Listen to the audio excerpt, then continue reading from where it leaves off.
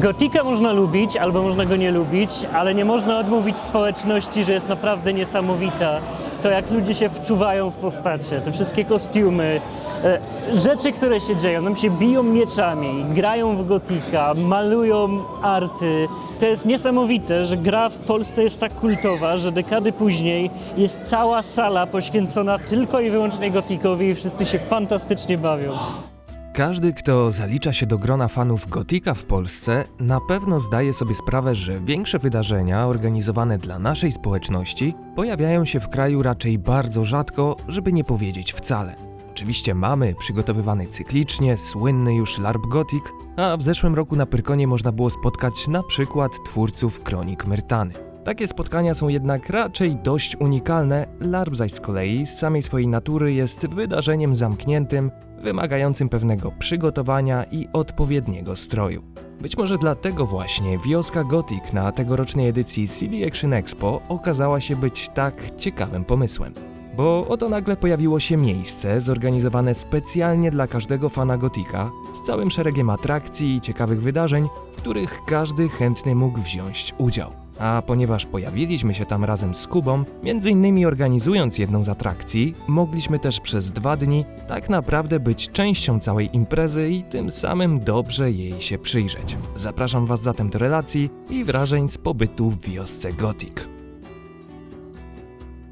1 i 2 czerwca na Atlas Arenie w Łodzi odbyło się CD Action Expo, czyli impreza urządzona przez kultowy już magazyn CD Action z wieloma wydzielonymi strefami, w których, jak sądzę, każdy gracz mógł znaleźć coś dla siebie. Były różnorakie nowości, strefa retro, dział poświęcony Heroesom, gry planszowe, a także wiele innych stanowisk, wystawców i różnych paneli, jakie się tam w międzyczasie odbywały. Naprzeciwko głównego wejścia na halę zaś, po jej drugiej stronie, przygotowano miejsce dla tytułowej wioski i oddano je tak naprawdę całkowicie w ręce fanów. Barnaba Ziegel, redaktor naczelny CD Action i inicjator tej właśnie strefy, zaprosił bowiem do jej stworzenia Piotrka Krokosza, czyli nikogo innego jak jednego z organizatorów LARP Gothic.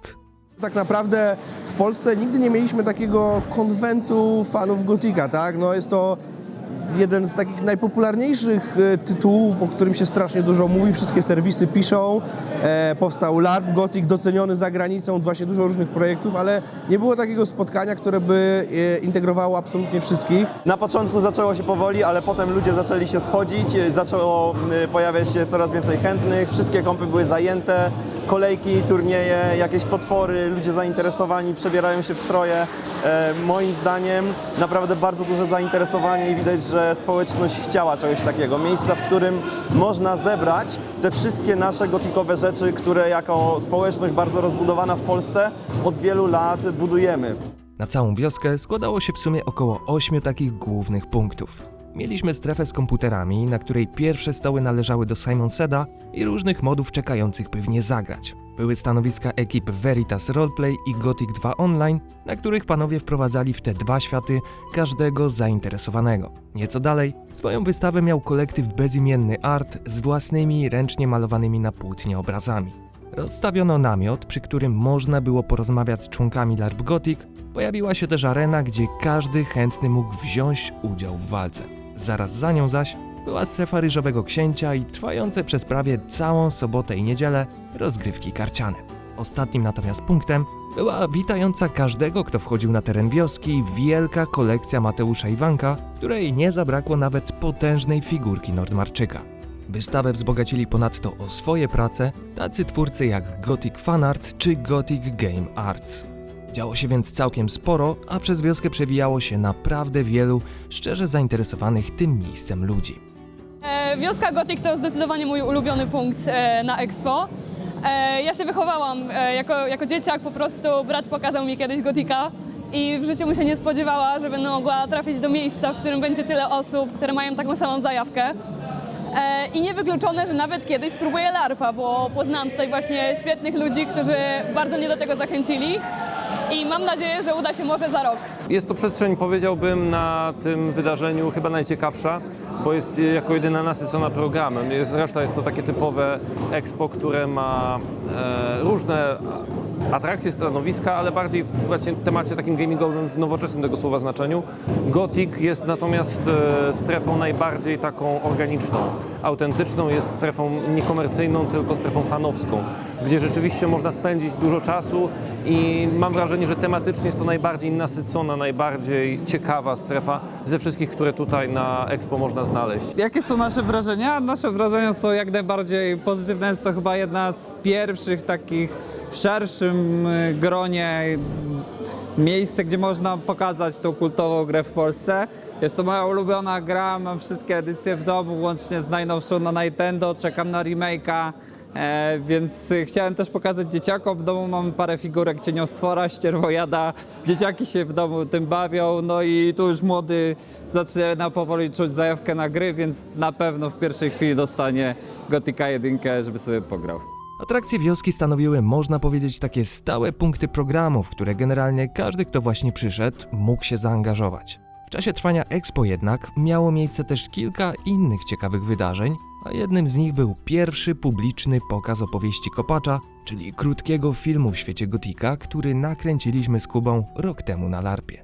Pokaz materiału odbył się w sobotę w trakcie Expo, a ja miałem po nim przyjemność poprowadzić razem z Piotrkiem Krokoszem panel dyskusyjny, w którym opowiadaliśmy o kulisach powstawania całego tego projektu. Było mi bardzo miło widzieć tak wiele zainteresowanych pokazem osób i chciałbym też przy okazji tego filmu podziękować każdemu z Was, kto o godzinie 14 w sobotę był wówczas na tej sali konferencyjnej razem z nami.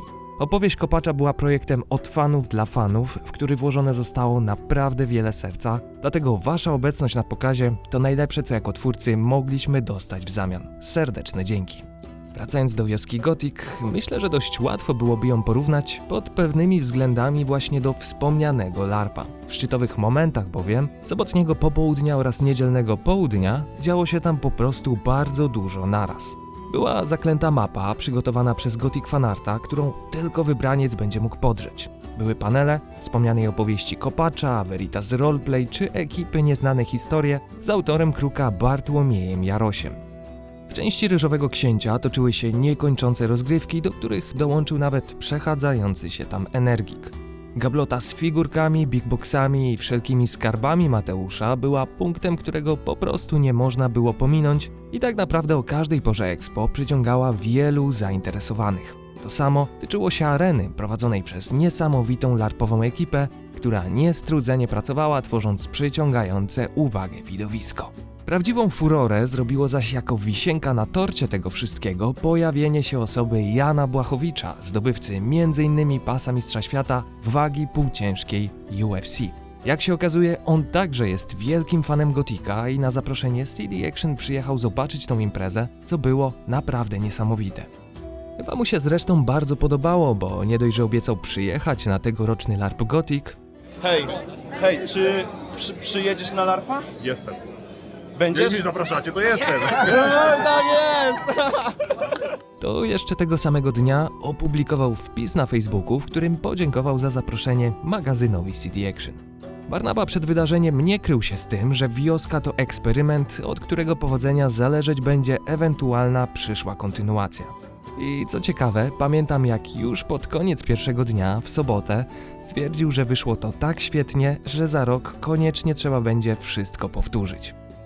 Gdybym miał to jakoś podsumować, powiedziałbym, że choć z góry jako fan podchodzę optymistycznie do każdej takiej inicjatywy, to przyjemnie się zaskoczyłem, że udało się na 2 dni trwania Expo wykreować taki dosłownie mikroświat uniwersum Gothica z bardzo rodzinną atmosferą.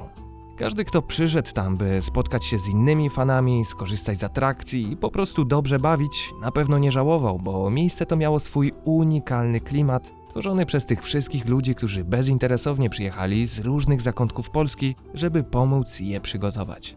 Inicjatywy takie jak ta zdecydowanie pokazują, jak bardzo potrzeba nam takich właśnie wydarzeń w kraju, miejsc, gdzie społeczność fanowska może się spotkać. W przypadku wioski, oczywiście, z pewnością jest jeszcze ciągle ogromne pole do rozwoju i tego, co można byłoby poprawić w kolejnej edycji. Warto jednak pamiętać, że tegoroczne wydarzenie było testem zbudowanym praktycznie całkowicie z zasobów fanowskich. A nawet taki budżet, jak widać, dzięki ludziom i wsparciu organizacyjnym CD Action wystarczył, aby stworzyć atrakcyjny punkt na mapie Expo. Cieszę się, że mogliśmy tam być i że znalazła się przestrzeń na targach, która mogła zostać właśnie w taki sposób zagospodarowana. Ciekaw jestem, jakie wy macie wrażenia z wioski, a jeśli nie mieliście okazji w niej być, to czy z perspektywy widza chcielibyście ją odwiedzić? Dajcie znać pod filmem. Jeśli zaś materiał wam się spodobał, zostawcie kciuk w górę, napiszcie komentarz i zasubskrybujcie doktora Borginsona, ponieważ dzięki temu film dotrze też do innych fanów, a kanał będzie mógł się rozwijać i dostarczać wam więcej różnych ciekawych treści ze świata Gotika. Dzięki za uwagę, trzymajcie się i do usłyszenia.